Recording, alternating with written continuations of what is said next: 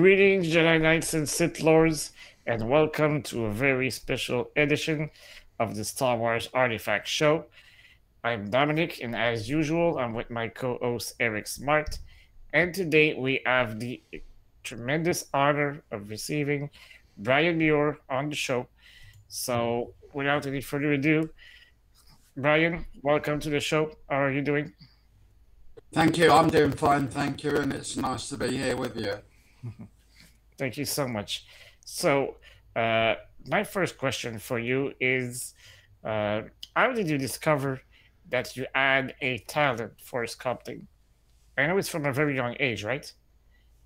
Well, it goes back till I was about 13 when I really got interested in art and discovered that I could draw and paint.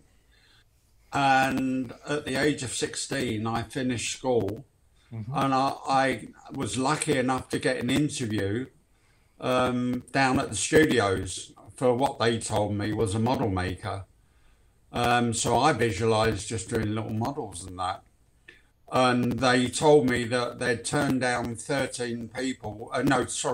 people before me, and not to expect really to get the job.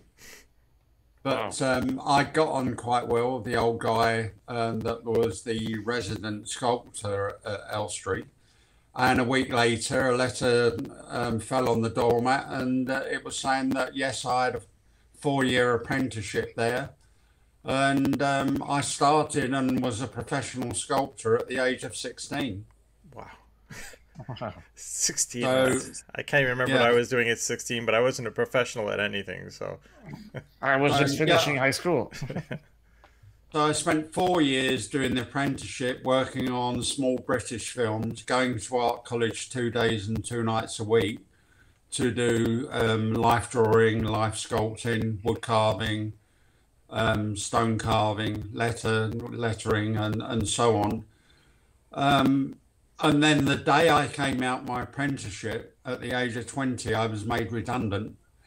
The reason being was that there was so little work in the film industry. No films were being made, and they thought they could save some money on getting rid of me. So I was very lucky. Very quickly, I got a job at a company outside, and I was doing prestigious work all over London. I had work at the age of 20. I had work unveiled by the Queen of England for the New Stock Exchange. Wow. I did work wood carving for churches. There was one church that was burnt. They had a fire, and I carved a lot of oak cherubs and that for that church. Coats of arms and stuff for the House of Commons, the Peers Dining Room. I did work for that. And so I was outside for nearly 3 years, and then I got the call from my old mentor saying, would I like to go back into the film industry? There was a film starting at Elstree, and it was sci-fi film, and they wanted some strange characters sculpted. So I thought, well, they only offered 6 weeks, and I had a permanent job, so I didn't know what to do. I wanted to go back into the film industry, so I talked about it with my wife, Lindsay, and we decided, yeah, I'd give it a go. I'd go in there. And they only said the 6 weeks to give them a chance to see if I was any good. And they were obviously pleased with the work I was doing because I was there for the whole film. Wow. And did a lot of the characters. We were going to talk about Star Wars later, so maybe we'd like to go on to some other pictures. So you talked about your earlier life, but I did see that you did live in Canada. We're from Quebec, Canada, in Montreal more specifically, but you did live in Canada for a little while. I think it was in Toronto. Is that what I saw? I didn't live there. I went out to see if I could get work there. Oh, okay. For 6 weeks. Okay. But I tried for a couple of weeks. I went to a company in Toronto. They had no work. And in the end, I gave up on it. And we just had a holiday out there. and then came back to England and settled in here. But yeah, I was only. No, I'm going back to Star Wars, so no, I'm going to leave that alone. I'll wait for your questions on other films. But you like that? Did you visit Montreal, or while you were? Yes, yeah, I went to Montreal. Yeah. Okay. Only a brief visit for about 2 days. Okay. Went to the old church there. There's some lovely wood carving in there, actually. Yeah. But never got as far east as Quebec. Okay. We got one of those Greyhound buses and stopped in Ottawa and Montreal. Okay. And then went back. But I did a convention a couple of years back now in Prince Edward Island. Oh boy! So we landed in Toronto, then flew back to the Prince Edward Islands and did one there. But it was very cold. The sea was frozen at the time. Yeah. Typically, but it was lovely. I really enjoyed it there. It was really nice. Okay, so I'm going to bring up here as we were talking about it. So this is all the films that you worked on after your apprenticeship, if I'm correct. So the first one being Star Wars, and then just the whole list is just incredible. And I think it was the way I kind of described it is like, you know how people say they have a soundtrack to their lives through music. Well, this is like a visual kind of like track to my childhood when I look at all the films here. Like, you know, we talk about Star Wars, Superman, Alien, the James Bond films, Indiana Jones. It's just on and on. I can't even go through like anything without having at least like, you know, 20 films or so per column here that I've just grown up with. So and you can see it's such a range from, you know, the earlier you know, Star Wars and James Bond, and then up until like you get to the Guardians of the Galaxy, which is just incredible. So you've kind of seen, I guess, the whole evolution of cinema and everything, I guess, along the way, right? So I guess something that must have been more practical, I guess, in set building into now, I guess, more of a green screen aspect. But it's interesting that they're still using carvings or sculpting, I guess, today, even with like the later films like Guardians. But I have here, so I'll start going through some of these slides and we can talk through, I guess, the movies. Specific projects, yeah. Yeah. So I remember seeing that movie, and I was way too young to see that movie the first time I saw it. But yeah, it left such a strong impression on me. Watching that scene with the space jockey, and you know, not very long after we see the first facehugger bursting out of the alien egg. So describe how you came to work on that project, and you know how maybe the camera there helps realizing how massive that sculpt was. But how was it from your perspective? It was a nice film to work on, and Giger was quite a strange guy, but had gone on well with it. He was a wizard, and he wore black for the whole film. Never saw him in anything but black. The actual space jockey that you're showing now is 26 foot high, and there were two of us that did it. A guy called Peter Voisey, who unfortunately died about 30 years ago now, who was a very good sculptor, and myself did it in about 4 weeks. Some people think that Giger worked on it, but he didn't. He did the original concept, which was brilliant to work from. I mean, he was great with the airbrush. I mean, I went down and I saw him doing the original down in the art department, and he's very clever, but he wasn't really a sculptor. And although he posed against it a few times and played about on the figure for an hour or so, he didn't really sculpt it. It was Peter and myself, but we spent a month doing it, and it turned out pretty well, I think. Yeah, it's quite a nice piece. Obviously, he's got a unique style, right?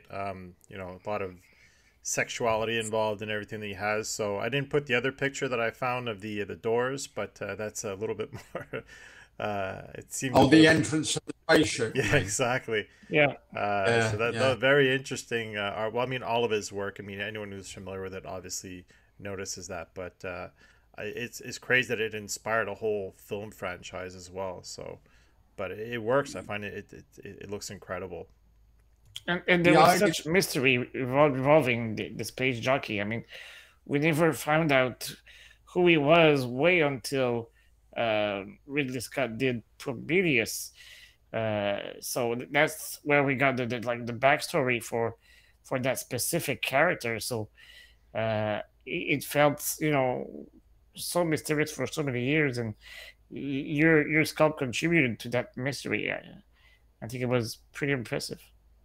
Yeah, actually, what you're looking at there, the bone sections in the back, I sculpted one bone section that was on a double radius on one side of the section that I sculpted married into the other side. So when they molded it using the background, the double radius they gave me, they could cast them out in plaster and just stack them right up the set. So that worked quite well. It looks as though it's just one complete piece, but it's a series of plaster casts that were then painted.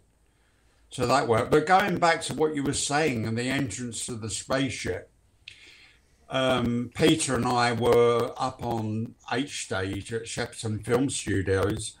We were waiting to start on the entrances, and in came Giga with our the reference for what he wanted, and our reference was top shelf magazines with very explicit photographs of a female vagina.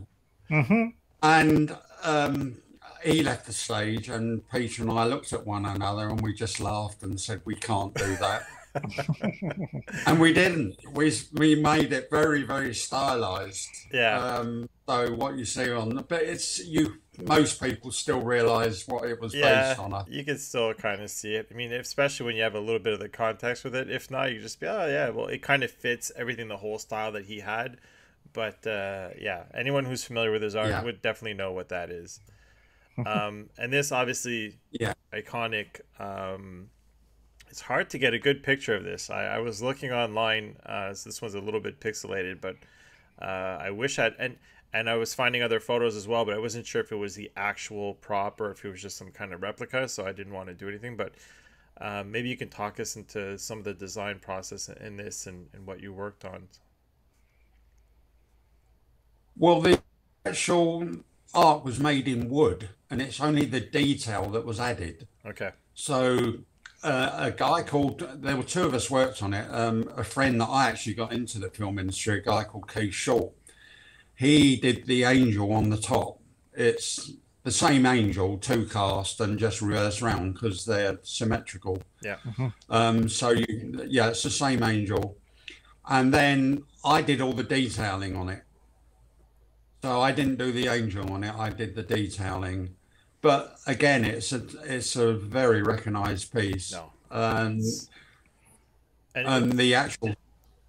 It's interesting, I guess, because we've heard about this, and anyone who's, I mean, I grew up Catholic, and so I don't really follow. I'm not very religious now, but like everyone had in their head, an image of what they thought the ark would look like, and it just like to see this version. I remember I was like, wow, this is not what I thought it looked like, but it looks so much better than what I could have ever imagined. So, thank you. This was a huge, it made a big impression on me.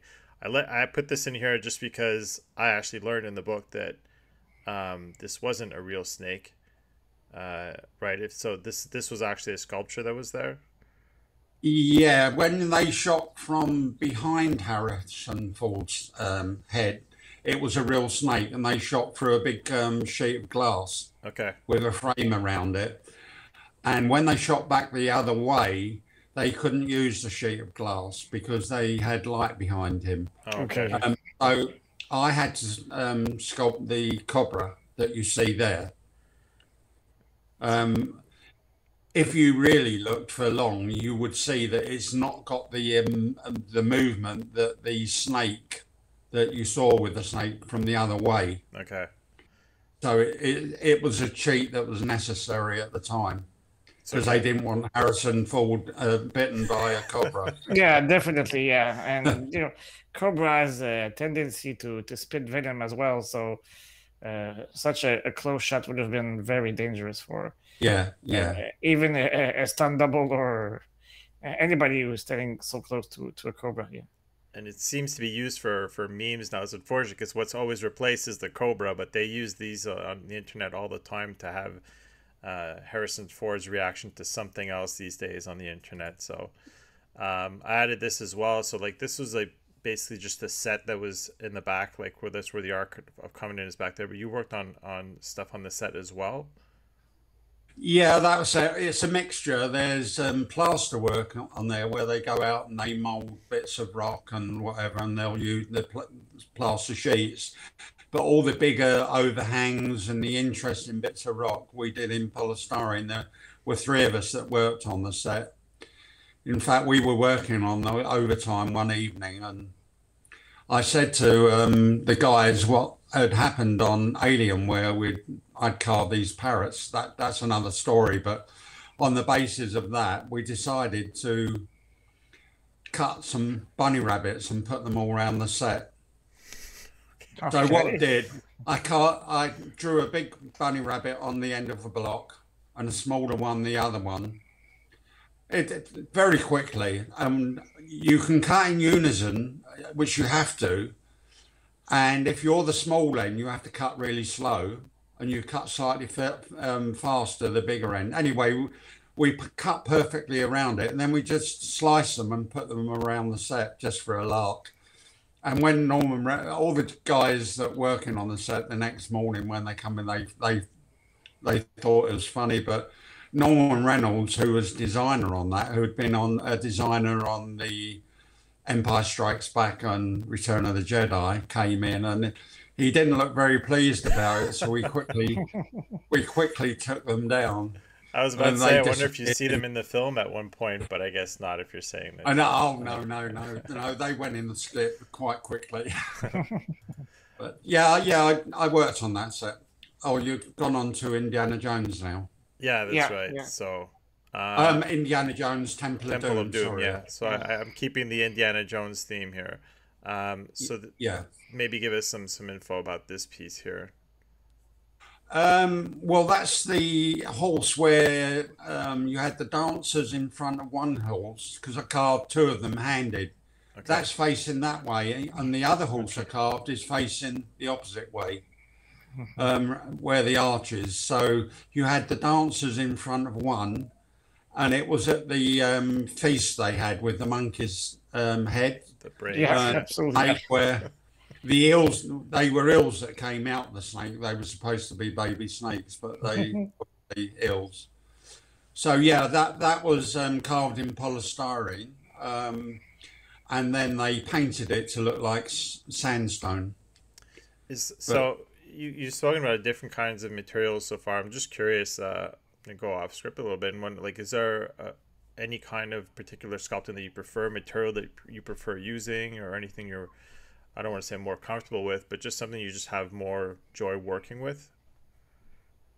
Well, I prefer clay because you can go into so much detail, but when you get to bigger size pieces, it's so much quicker for one. It saves the molding and casting process, which costs a lot of money, and weight as well. I mean, I probably did them in about 4 days each. Wow. And there's no molding and casting, so that goes straight onto the set and is painted. Okay. You would have given us 4 months to do this, and we would have never achieved something close to that quality. Mine would have looked kind of like a horse, but I'm not sure if it would have been to this detail at all. So this one, I read there was a story you had to go back and redo a part of this one, right? Oh, not a part of it. I had to redo it all. The whole thing. All of it, okay. I had spent 2 weeks doing a lovely dragon that went right around the whole gong. Okay. With the Paramount Mountains in the middle. And in 2 weeks, it was a lovely job. And then the art department came up and they said it's great, but we've got the scale of the mountains wrong. They can't pan back off it. So they gave me this design, and I had to sculpt it in 2 days. My goodness. Wow. And that's the one that you see on set. So what happened to the other one? Funny enough, one of the lads that went on to be he'd come down from Liverpool and managed to talk Elliot Scott into giving him a start. And he was a second dan karate. Whoa. And he took it up to his dojo in Liverpool and they hung it on the wall. Nice. Whether it's still there or not, I don't know. But it was a nice piece. Fascinating story. I never took a picture of it, unfortunately, which I often didn't do. That's Shiva, right? It's a Kali figure, I believe. Okay. Yeah, with 16 arms. Wow. So I worked out a system to do it, and I did it very quickly. Actually, I did that in about 4 or 5 days with the 16 arms in polystyrene again. So I did it in 4 6-inch layers, so it's 2 foot deep from the front to the back. And on each layer, I would cut the body out and the head, and the arms would be in a 6-inch layer. So they went all the way back to the back of the job. Wow. And gradually came out. So it was a quick way of doing it. Again, no molding, casting. They put stippled stone finish on it and painted it, but it's hardly seen in the film. I mean, Harrison Ford just quickly goes past it. And funny enough, he just swung down from a higher level, and there was a 10-foot high elephant's head that I'd carved in polystyrene, and they coated that right up, and it was quite nice in the polystyrene, but by the time it was really coated up badly, I didn't think it looked very good at all. But for that same set, when you had the high priest holding the heart, and you see the double pump action, there it is. Yeah. There it is. I sculpted that, but the production thought it'd be a good idea if I went to Harefield Heart Hospital to see a heart surgeon. Wow. I went off and I was sitting there chatting to the heart surgeon, and I asked him what's the closest I can get, and he said the primates. I said I can't get a monkey's heart really. What's the closest I can get that I could get that? And I ended up getting a sheep's heart, and I had a plastic hospital model so that I got the size right and where the veins come off all correct. Oh, yeah. And then I used the sheep's heart to do the detailing, because it's the same sort of detailing, and and then the special effects put the double pump action in it. But they cut it out, the British version, initially. They thought really? it was they thought Wow. they let it it was fine later, but initially they didn't allow it. This was pretty scarring Because for it me was too gory, yeah. Yeah, too gory, I think, for the age. For my age, think I it was remember this coming out. I mean, I remember the monkey brains, and I remember this, and I'm just like, whoa, like this is like I don't remember what age I was at that time, but it was I don't know, it was pretty gory for me, but left a mark. Yeah, for sure. quite dark, really, the whole thing. Another thing, a couple of jobs that I did on that was when they were in the scene where they were sitting around the fire. And Kate Capshaw, the main actress on it, was sitting with her back against a tree, and you see a python coming down. Yeah, I remember that scene very well. And it comes and lands on her shoulder, and she grabs it and throws it away. Yeah. Well, that's I sculpted that python. Oh, wow. And they put armatures up in it, and they managed to get movement in it, so you see movement. Because she was terrified of snakes, and she wouldn't have a real snake anywhere near her. So that was the compromise, that they used the one I sculpted, and it was painted very, very well by a lady called and I've forgotten her name, but it was paint. She did a nice job of the paint, and it looked very, very real until it lands on the floor. And if you stop the frame, you can see that it's just lump of rubber in a way. So But, wait, so she was and scared of snakes, but was Harrison actually scared of snakes, or is that just Indy's character? I think he was as well, All actually, right. from what I heard. Yeah. There was one other job I did in that scene, and that was the baby elephants that were standing Yeah. behind the actors that were sitting on a log or something. Um, the well, there was a scene that they were going to have originally. She was going to be in a tent, and the baby elephant's head comes through the flaps and starts, using its trunk to sniff around her, and she thinks it's Indiana Jones getting fruity with her. And they decided against that. They used the baby elephant for close-ups around the fire scene, because you can't get a baby elephant to do what you want it to do when you say roll. Yeah. It's Obviously, not going to do what you want. So they used that, and it had all the hairs put up the trunk. They had wires going down the back of the head into the trunk, so the trunk moved in any which way they wanted it to. The eyes were glass and they moved as well, had eyelashes. So it was quite realistic, and they used it for the close-ups. But there was lots and lots of other work that I did on the film, but we've talked about the main pieces on Temple of Doom. And going back to the Shiva art you did, you mentioned it was briefly seen in the actual movie. This triggered a question in my mind, because I was wondering, is it frustrating from an artist's perspective to work so hard on a piece only to have it like briefly seen, like a second or two in the movie, or does it come with the job?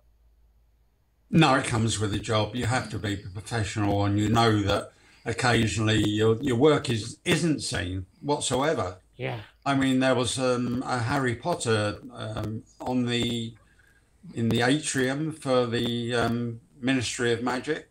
I did these gold gates and all the detailing on it, and it was never shot on even. Okay.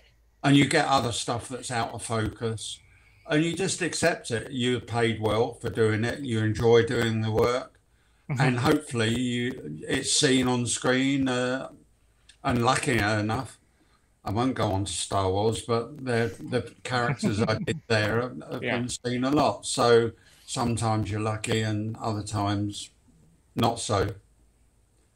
So one thing I read is, unless I misread it, you were invited to even attend an open heart surgery or something to get more context, I guess, behind the heart, or more detail, which I think you refused.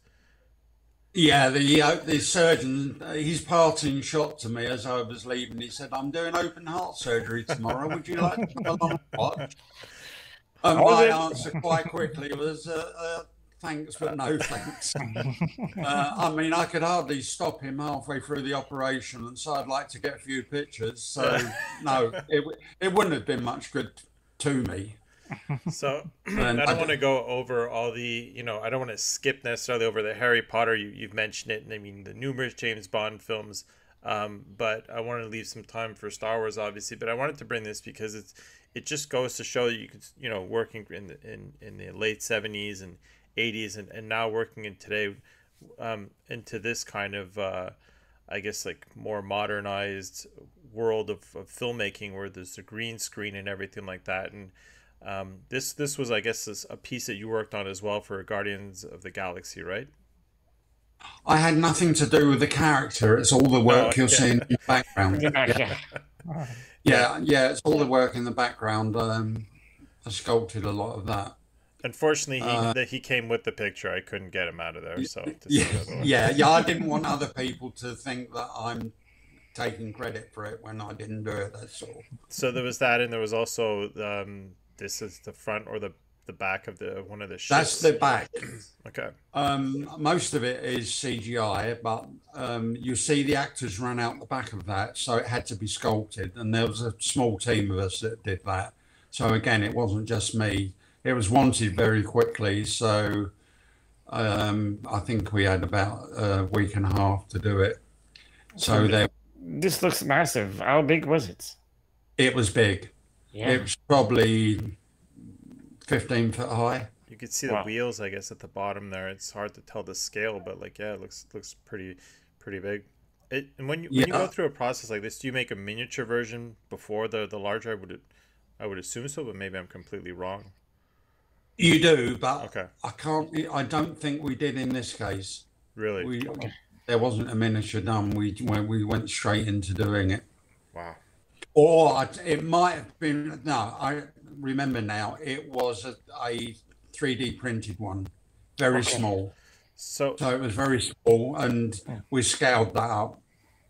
and that was another The, question I was gonna have for like in the world now of 3D printing. I mean, I know it's much smaller scales in most cases, but like, do you find that that's kind of taking over, I guess, some of the sculptor's work, and or maybe taking away from the sculptor's work, where you can just go on a computer now and then go, here you go, printed, done, you know? I mean, obviously the finishing touch and like the paint and all that, there's still work to be done on it, but do you find that that's taken away a little bit, or it's taking a bit, but I retired at the right time. 6 years after Rogue One, I retired, and the 3D printers are getting better now. yeah. But they pitted me against the 3D printer on Thor 2 in the throne room.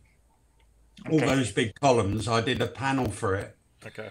And not knowing at the time, they got the 3D printer to do the panel.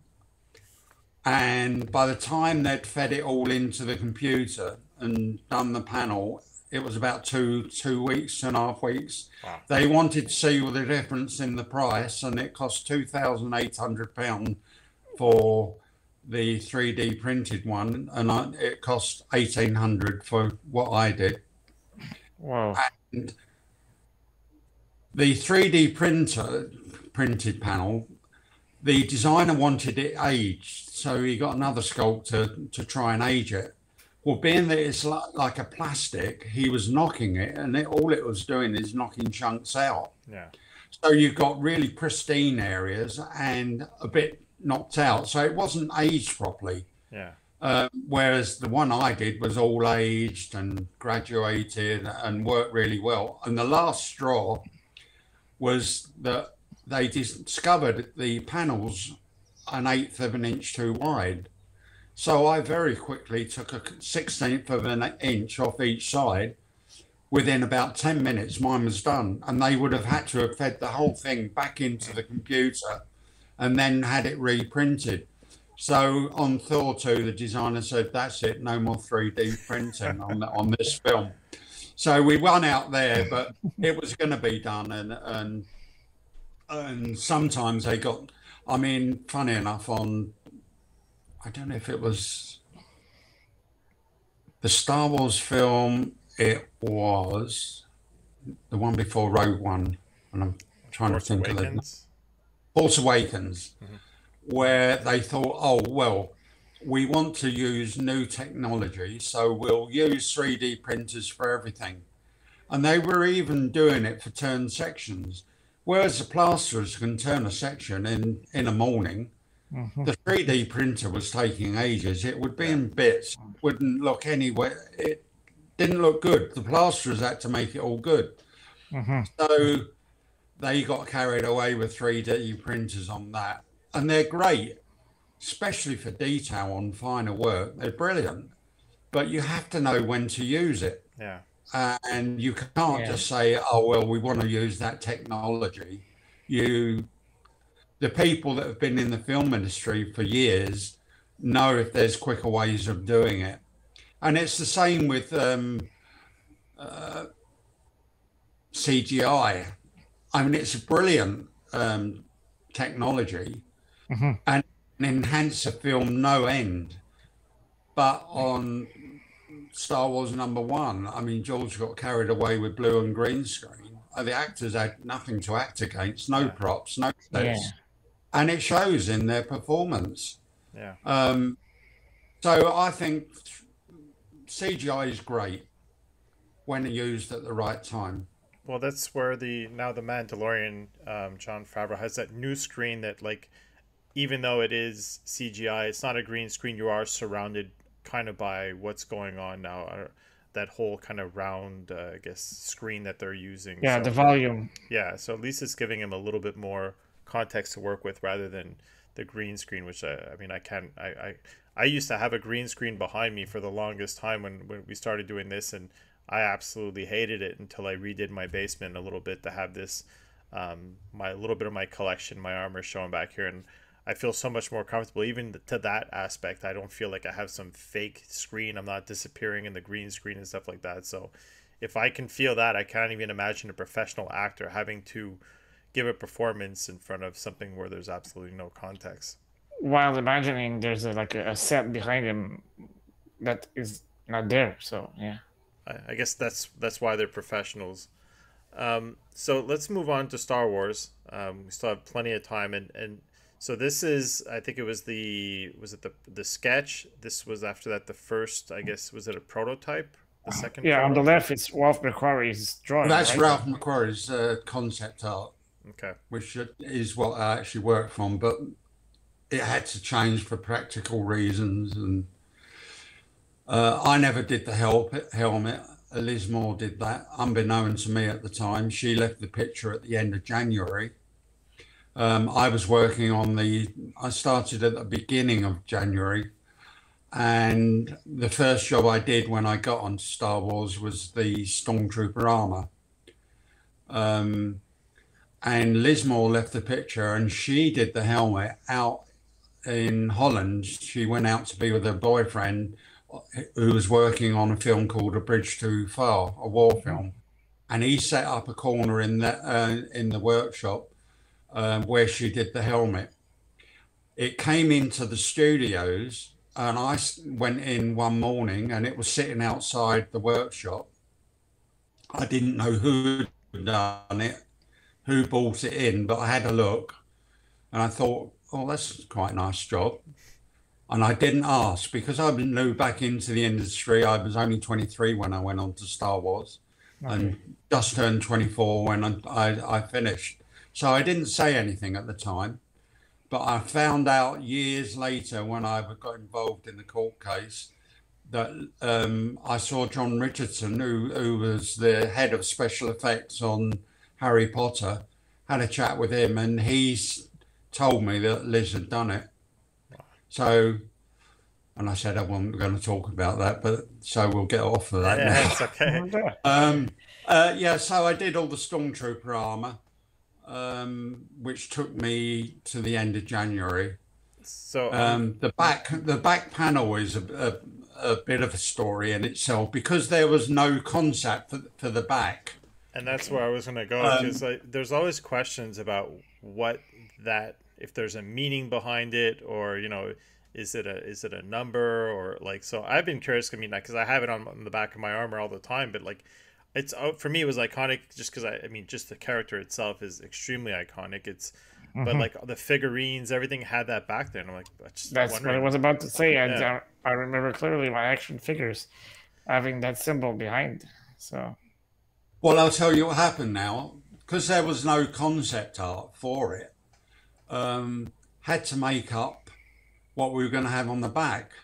And between John Barry, the designer, and myself, we come up with a panel. And at the time, I was so busy, I worked for 76 days without a day off. wow. So I thought I'll find a quick way. So I went down to the prop room. I found a cog and 2 bits of wood. I come back up.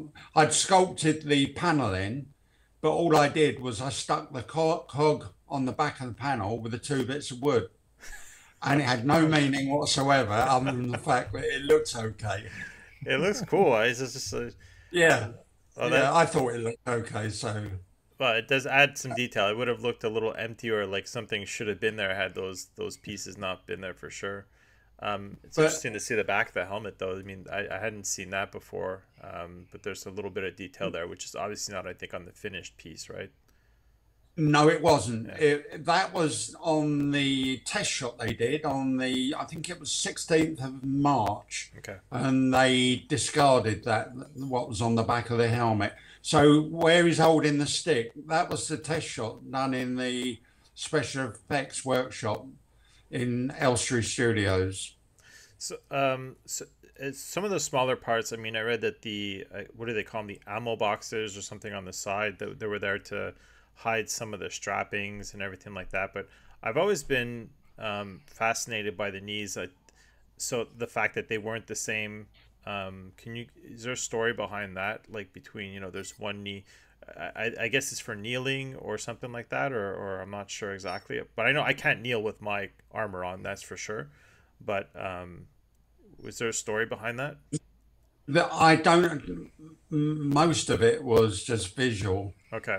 and they didn't consider the actors in them whatsoever. Okay. That's why a lot of the suits are trimmed really badly, and they were done on the day. If an actor was finding an area uncomfortable, they would just get the scissors out and trim it. That's what we noticed. I mean, even building my armor, there was a lot of and I'm sure we'll get to RS, the prop makers, after, but there was a lot of the putting it on, testing and walking with it. And I told the guy, like, look, I took my photos and approved them. Like, this thing's killing the back of my legs. And then well, go look at the photos online and you can kind of trim it now. And I carved quite a gap in behind my knees because it was cutting me up big time. And by looking at those images, that's when you notice, even if you look at the film now, having gone over the armor myself, it's like, you notice, oh, that guy's changed. This one's a little different. That one's different. You can also notice some of them, like I think a shoulder belt. One guy has one detached during the movie as well. Like it's because all of a sudden your focus goes on the stormtroopers, not so much on what's going on in the story. But that's always fun to watch. And obviously the stormtrooper and the next piece of work we're going to look at is probably not even in the Star Wars universe, but I think in cinema, two of the most iconic I guess characters or armors that you can even imagine. Like I can't think of anything from any other franchise that would even come close. Like everyone knows it's a stormtrooper. Even if you go to Comic-Con or anything, they'll say if they see a shadow trooper or like a TIE fighter, probably they'll say it's Darth Vader, but they know it's Star Wars, right? So yeah. I mean, the Sand Troopers were the first that were shot on. They were taken out to Tunisia, and they were actually made. They were vacuum formed at Elstree Studios. The first 6 were actually done at the studios and taken out to Tunisia, and the molds weren't given to Andrew Ainsworth till after that, and he vacuum formed the rest of them. And there's some changes, right? There's some slight differences on the Sand Trooper. And is it because they weren't completed, or they was like purposely done where I think there's some buttons that are not colored? The ammo boxes, again, I'm not sure if I'm using the right term. But there's a few little details that are not on the Sand Troopers that were on the regular, the stunt troopers, right? Yeah, I mean, it was a low budget film. Yeah. There was so many suits to turn out in such a short time, and it was one of the plasterers that come up with the vacuum forming idea, because to have actually cast them all out, there just wouldn't have been the time to do it. So vacuum forming had never, to my knowledge, been used in the film industry before, and certainly not in this way. So it was quite groundbreaking to be doing them as they were done. I mean, it was different with Vader and C-3PO. They were one-offs, so they were molded and cast in fiberglass. So they were much easier. And so many costumes were repurposed for other characters during the shoot. I mean, I remember hearing a story where a TIE fighter pilot was converted into an AT-AT driver helmet. So, you mentioned the low budget. It had to come and have an effect on the movie. To a point. I mean, even then, it was way before its time, Star Wars. I mean, the crew wasn't expecting much of it. We didn't think it was going to be a great movie. And it wasn't until the following year when we went to see the crew showing up in London in 1977 that, I mean, it was just amazing. You're sitting there and you see that huge spaceship come over and it got a round of applause. And at the end of the film, for the same pessimistic crew, it got a standing ovation. It's only time I've ever seen it in all the films I've worked on that a film got a standing ovation. Wow. Yeah, so Had you seen it it was. before, or was that the first time you saw it? Oh, it's the first time that Oh, I'd seen, a film get a standing ovation like Star Wars did. It was so ahead of its time, yeah, and was way beyond our expectations. and it's aged very well. Like it's like my kids, one is going to be 10 and the other one is 7, and when they hear certain music or movies, they can tell, oh, that's old. He never blinked twice watching any of the Star Wars movies. I think he can kind of notice that some of the special effects are not there, but like he's never said anything like that's old. He goes back and watches it, and it's like, I don't do that very very much with movies that I didn't grow up with. So like stuff before my time, but obviously, I mean, the technologies and stuff has advanced so much, but it's fun to see that my kids appreciate the movie just as much. So this one, obviously, Darth Vader, just probably the most recognizable face in all of cinema, in my opinion, face or helmet, call it. So can you give us a little bit of a story behind this? I mean, this is I guess the sketches that you had to work off of. I have a couple here that I put together. But No, I didn't work off. That's the Macquarie one. The other one was John Mullo, but no, I didn't work off that. I wasn't sure if maybe the armor or anything like that, but this is the one that you had to work with originally, or? I don't think it was that one, but I did the armor of the Ralph Macquarie concept, but the helmet wasn't done off of that concept or that one of John Mullo's. It was in March, about the middle of March. John Barry came to see me, and he said, "I'd like you to go down and see John Mullo in the art department. He's got a sketch there that on a new character I want you to start on." He said the character's name's Darth Vader. So I went down to see John, and he just had this one small sketch about 6 inches high, just from one angle, just a simple line drawing, no real detail on it, and that's all I had to work off from the mask and the helmet. It was very little, so most of the design was done in the sculpting process, with John Barry having a say and me putting what I thought it should look like into it as well.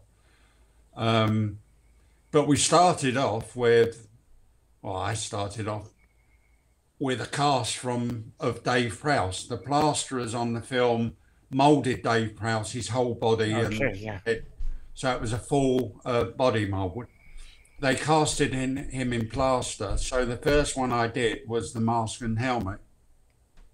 So I had a modelling stand, cut the plaster cast at the shoulder, and then put that on the modelling stand to sculpt. And initially I did the mask was back and front, and it was discarded. The back was discarded because Dave Prowse was so claustrophobic in it. Oh, wow. So they only kept the front. But they got me a plaster cast of what I'd done, which was the back and the front, and I used that to sculpt the helmet on. Okay. And when I sculpted back to plaster helmet, that became a moulding ground. Okay. So when you cast it out, you only cast the strip that goes around the actual helmet. If you understand what I'm saying, the strip that goes around the helmet. Yeah. What was done in clay from there back to the plaster helmet was discarded.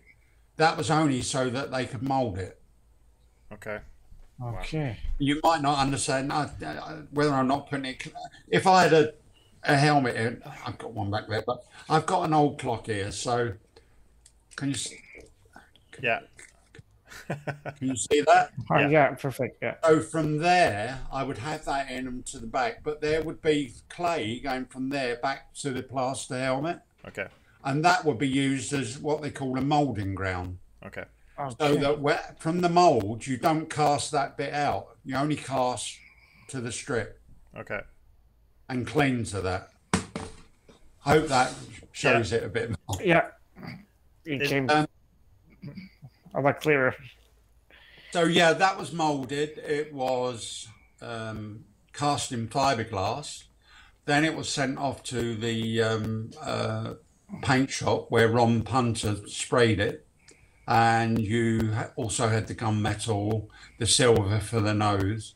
And the little turn sections at the end of the tusk, they were done by the engineering shop there and put in. Then after I'd done the mask and the helmet, which George Lucas did come up and see, and he liked what he saw, there were no concepts done. I know it's come up time and time again where people say they've got a concept of Vader. Well, no, there wasn't any done. But I had one go at doing it and one go only. And what you see on the film is what I had one go at doing.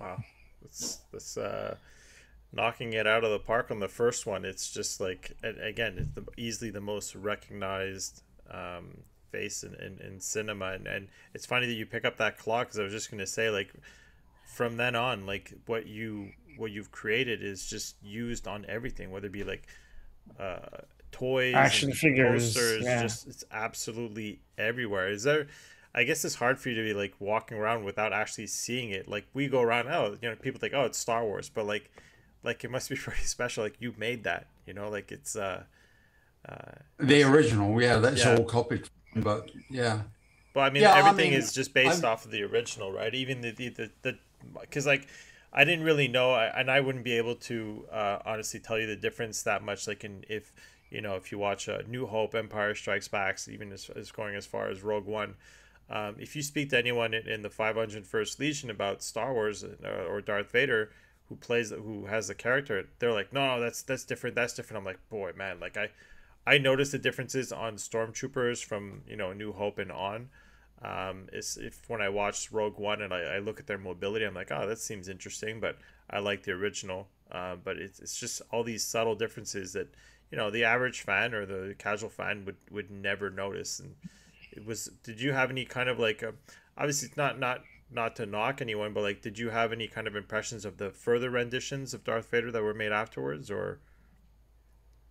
Well, my one was used on the first 3 films with minor changes, and the paintwork. Okay. The Widow's Peak that comes down. Yeah. That was just filed off by the plasterers. The sculptors had nothing, because I only did the first one, and then on the following 2 films, I was busy elsewhere, either working on Bond movies or whatever. Yeah. And they filed that off, and they made the chin vent bigger, and they did a very finished job on Empire Strikes Back. And then on Return of the Jedi, I think they made the chin vent even bigger still, and they filled in the wire on the strip going down the front. Oh yeah, okay. But it was all the same mask that they used? It's the same mask. Oh, really? Wow, okay. It was re-sculpted for the Sith, which I had nothing to do with, but there was 6 of them worked on that for 2 months, whereas I did the original one in about a month. Wow. So, and there's a funny story I tell regularly on the show. Being the first time I saw A New Hope, at that time I think I was only 5, and I clearly remember where I was, almost what time it was in the day. I remember the couch was red, and it's so clear in my memory when I see Vader entering the Tantive 4, and I swear I'm not saying this because you're on the show, but I remember clearly telling myself, one day I'm gonna own one of those helmets. And I was 5. And unfortunately, I can't afford like a RS Master version, but yeah, I have the 2 Black Series version. One is right behind me, and the other one is in my bedroom. So yeah, it left such a strong impression on me. Uh, and I can't believe I'm chatting with you today. So it's like a full circle for me. So it's uh, it's pretty special. I remember Thank you. when I watched the film. I think it was probably 3 years old. They had like a back-to-back feature where you could watch Star Wars and the Empire, one right after the other. And um, well, the first time I saw Darth Vader, I'm always going to remember this because I turned around in my seat because I was so scared. And I remember the guy sitting behind me in the movie theater saying hi to me. It's just like one of the earliest memories I have of my life being like 2 or 3 years old. And I just remember saying, and then telling my dad whenever Darth Vader come out, I'd say, okay, tell me when he's gone. So this is scariest kind of like black man and like my life is now sitting behind me on a shelf. And and the stormtrooper for me was always iconic. Growing up, I always absolutely loved the classic stormtrooper figurines, and I always thought one day I'd love to have a costume of it. And I went through, you know I flirted with the, like there's rubies and the deluxe version, which is just, now when I look at it, it's just, it's just not that great. But I just wanted a costume. I wanted to dress up as a stormtrooper. And then eventually finding out about the 501st Legion, putting it on. And then I have my other armor is strictly for comfort, because the Scout Trooper is just basically a lot of soft parts. And it allowed me to get a little bit closer to the kids. But we're going back to Comic Con again this year, and I'm gonna go back with my old classic Stormtrooper. Is sometimes it's not as comfortable, but the look is just, I can't, there's no way I can ever give it up. So and Dominic has just been approved as well as in the 501st Yeah, Legion, so he'll be joining Good. us this year as an officer, right, Dom? yeah, yeah. It's gonna be my first official troop in 2 weeks now. So I can't wait to take part of seeing the little stars in the kids' eyes, and taking pictures. Yeah, it's gonna be pretty epic. And the real reason I'm doing it is for the hospital visits, because I was once a young sick kid, being quadriplegic, so I was hospitalized several times when I was younger, and I can I cannot imagine how thrilled I would have been to see a Darth Vader or a Stormtrooper or any Star Wars character walk into my hospital room. It would have made my day, because you know you're obviously having a tough time if you're in the hospital, and just to forget about the illness or the health problems you're experiencing for just a few minutes, it's worth more than $1 million. So uh, that's the main reason I enlisted in the 501st. And if I can give hope to a kid who is also in a wheelchair, that someday, if you like Star Wars, hey, you can be in the 501st too. I mean, that's better than any paycheck I could get.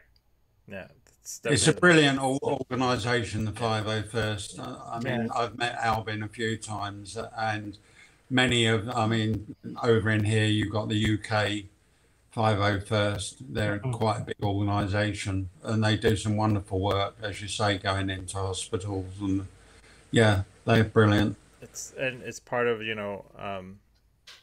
having the for me, just to have that iconic character, which is the stormtrooper, I easily recognize. I mean, I've seen like someone before the Mandalorian came out. There was a guy who was a Mandalorian, blue kind of different version of it. And when he walked in, the kid was like, "What are you?" And I'm like, I felt bad for the guy because like the kid, just innocent child, but like. I'm like, when I walked in, the kid had no doubt who I was, right? Like he knew that's a Mhm. stormtrooper, that's Star Wars. And what's even more so for us, like especially like when I've done events where it's more for underprivileged, not necessarily sick people. Um, Mhm. and when you walk in and there it was like a Toys R Us, like a toy store, and someone was giving them gift cards for Christmas, like, and we were there for the event. And when we walked in, to see the look in the kids' eyes, sometimes the kids look a little confused. Not everyone knows Star Wars, but the glow in the parents' eyes, even in an adult who could be going through a hard time, will just be amazed. Like, he grew up with it, and he's like, wow, real life stormtrooper, and like they're taking out the phones, wanting pictures and everything like that. So it's so rewarding that group and what they do. So I'm really happy to be a part of it, and obviously it's an honor to be wearing the armor that you helped design. So we're digressing a little bit. I wanted to make sure we spoke about this. These are characters. I mean, I know Star Wars, but that's an understatement compared to what Dom knows in terms of Star Wars. So if I had to name this character without having the letter, there was no way I would have done it. But Dom definitely knows more about this, the next couple that you worked on. So Yeah, so obviously that one was seen in the Jawa Sandcrawler, right? Yeah. So how did you come up with the design? Was it from another sketch you had, or did it come out of your brain? You've got the sketch there. Yeah. It's on the screen. So that was the sketch that I had. It's not an exact copy from that, but use that as a general idea to go from. And what you see in Z's head, in fact, I've got a copy over here from Regal Robot. They did a copy of it a couple of years back now, and I did a signed plaque for 15 of them, I think. wow. Shall I get it for you? Yeah, why not? If it's not For too sure. far Let from me you, take yeah, it. if it's not too much trouble, yeah.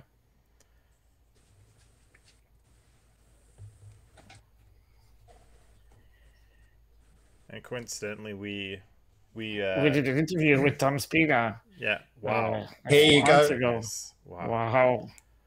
Wow. That's I don't good. want to quote Vader on that, but impressive. Yeah. So yeah, we So met there with you Tom go. Spina from Regal Robot, and so That's right. Yeah. yeah, it's Yeah. just, how close is that compared to the one that you did? It's pretty close. Oh, really? I think they managed to get from the original. They got to Skywalker Ranch, and they got stuff off the original. I'll just go and put this back. Yeah. Yeah, sure. There it is. Wow. Wow. I'm sure his collection is will dwarf mine in terms of quality. And, Yeah, absolutely. yeah. Yeah, there are some nice bits in this place.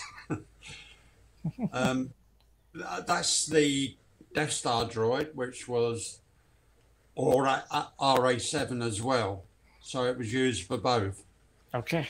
When I did the original character, the head there, I was told it's the Death Star droid, but I think the Death Star droid is the black one that is on the that walks through the character, and I think this one is RA7. Yeah, that's it. Yeah, that's in the Sandcrawler as well. Yeah, it's the same character, but what I'm saying is they're called different. One's called RA7, and one's called the Death Star droid. Yeah, true. So these have come back, I think, right in the later. I don't know if you're keeping up and watching everything that's being released, Mandalorian and all that stuff. But I it, think it was featured in the season 2 of The Mandalorian, the final episode of season 2. Yeah, I did see the Mandalorian. I quite enjoyed it actually, but yeah, he did make an appearance. was it a surprise for you to see it show up there, or did you know about it ahead of time? I knew that it was going to appear, so yeah, Really? Okay. I was looking out for it, and yeah, it was quite pleasing to see it. So It's one of my favourite characters actually from the original film.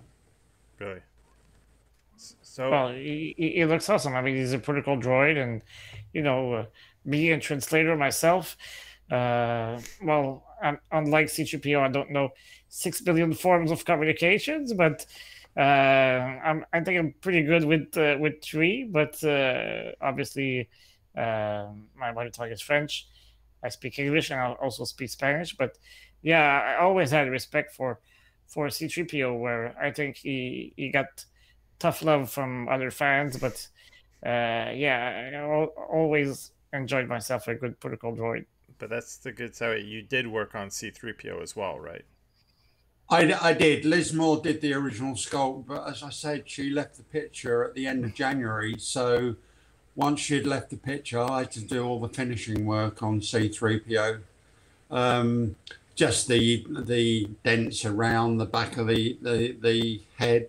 Yeah. I had to do the hands very quickly. In fact, they didn't even have time to mold Tony Daniels' hands. Oh, really? They sent him up to me in the workshop one lunch hour, and I had an hour to sculpt on the back of his hands what was used on C3PO in the original film. Wow. But I carved the whole suit. There is a picture in the first book with me carving C3PO's backside, but I didn't carve the whole suit to sharpen everything up. In the plaster stage, I did all that. Then they had that back and remolded it and cast it in fiberglass.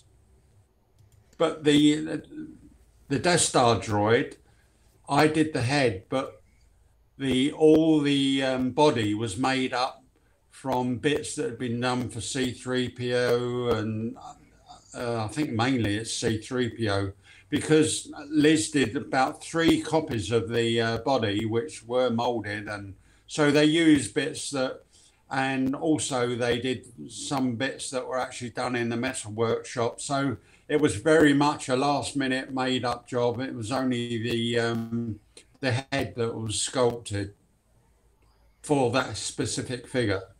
Okay. So I wanted to just briefly touch on, you have the 501st and the are Prop Masters, right? That's the name of it. So how did you get involved with that? Because I mean, obviously it's where I bought my armor, I didn't buy it nearly for the same price as what there is there, but there's a clear difference when I look at obviously the stormtroopers offered by them, and I think obviously because of your association, I guess, with their work, right? Well, I first met Simon and Rob. I was signing at Wales Comic Con, and they came in with a chest bit piece, and I recognised straight away that it was from an original suit. Oh, wow. And we talked more and more. We met, had lunch with them a few times, and I agreed in the end that I would endorse them, and we followed them ever since, and I've been involved with them ever since. But the suit that they're making is from an original suit that Simon had from when he was a boy, that his uncle gave to him, that had been used on an advert, Wall's advert, and the suit was left behind, and he took it home, and he gave it to Simon in the end, and Rob and him got the molds out of the original suit. So it's as close as you're going to get to the original Stormtrooper. And did you met him at a convention, or it's I was signing at Wales Comic Con, and they came to see me. And is that something you enjoy doing, the conventions and cons? And because now, I mean, you said you're retired, but like it's something I guess that can still meet the fans and stay in contact with I guess the industry in some way, right? I love doing the conventions and meeting the fans. Lindsay and I have been all over the world, even to China. We went there twice one year. Japan, Philippines, all over America, Canada, Mexico, all over Europe, Germany about 14, 15 times. Really? Wow. Yeah. So yeah, we've really travelled a bit. I mean, this year we've been to Luxembourg, Switzerland, Germany. We've got Cyprus to do, and Holland again. Oh. It's a quiet year this year. We wanted to have the summer off because we're getting on now, and we get tired when we travel too much. So yeah, last year we travelled a lot. Well, hopefully we'll see you in Canada in the future, and we can meet in person. So here's where we can reach you and where we can find some of your books. I know I have the Stormtrooper book right here myself. This is the first book. I'm gonna have to get the other one because it tells one story, but like the autobiography and is in the Shadow of Vader, and then there's the second book, Beyond the Shadow, which is assuming would be other works, which is not as much Star Wars related, or It's yeah, not Star Wars, but there are other films in there. okay, Harry Potter and various other films. It's the second part of the autobiography that goes from 1988. The first one is from the word go up to how I got in the film industry, a bit about Star Wars, other films, and takes you up to 88. And then the second book takes you from there pretty much up to date or, working okay. date as such. So you have that, you have plaques, signed photos. My copy is signed as well, so I mean, I was very happy to get that. You've also got links if to let me just get that up here. Your Facebook pages. You have the original Darth Vader. Is this both these pages were set up, I guess, by yourself or Lindsay or? Lindsay set. Okay. I did it with her, but Lindsay mainly does. And you've got the original Stormtrooper that's got, I think it's about 13 or 14,000 likes on it. Yeah, Wow. I think there's just so many, like it's almost like an encyclopedia when you look at it. Because like I actually went in and looked at the pictures. Unfortunately, after I did the slideshow, I'm like, oh, I wish I included this. I wish I included that. But there's so many photos on there that document, I guess, not necessarily the process, but like concepts and everything. So if anyone wants to go and take a look at those for sure, and order any of the books, plaques or whatnot, definitely. And we're going to put some links in the description of this interview once it comes up online on YouTube. So people are going to be able to reach out to you pretty easily. So thank you. Just one thing you say about Canada. I might be going out there next year. Oh, really? okay. Yeah, to Halifax. Oh, yeah. That's in Yes. again in the Marit. So you've been hanging out in the Maritimes, I think, a little bit more than our neck of the woods. Yeah, Yeah, it's pretty far from us. Yeah. Yeah, the guy that did the one in Prince Edward Island.